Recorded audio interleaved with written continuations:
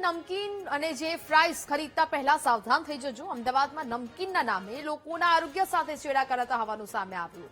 આમરેવાડીમાં કુરકુરે અને ફ્રાઈમસ બનાવતા એકમો પર એએમસીના ફૂડ વિભાગે દરોડા પાડ્યા. આ તપાસ ત્યારે કરવામાં આવી જ્યારે અગાઉ લીધેલા સેમ્પલનો રિપોર્ટ સામે આવ્યો છે. રિપોર્ટમાં સામે આવ્યું છે કે કપડામાં વપરાતા કલર અને ડાઈનો ઉપયોગ કરી નમકીન બનાવવામાં આવતું. જે બાદ ફૂડ વિભાગ એક્શનમાં આવ્યું છે અને દરોડા પાડવામાં આવ્યા. મહત્વનું છે કે બાપુનગરમાંથી બચ્ચો કા પાસ્તા નામની ફ્રાઈમસની પ્રોડક્ટ્સના નમૂના લેવામાં આવ્યા હતા. રિપોર્ટમાં ફૂડ કલર જે એટલે કે આરોગ્ય માટે હાનિકારક હોય તે મળી આવતા તપાસ કરાઈ.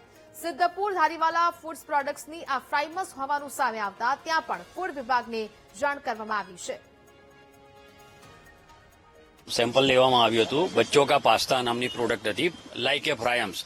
એમાં નોન ફૂડ કલર આવેલો હતો. તેના અનુસંધાને તપાસ કરતા બીજી ઘણી બધી પ્રોડક્ટ મળી આવેલ છે. એના દરેકના સેમ્પલ લઈને લેબોરેટરી ટેસ્ટિંગ માટે મોકલવામાં આવેલ.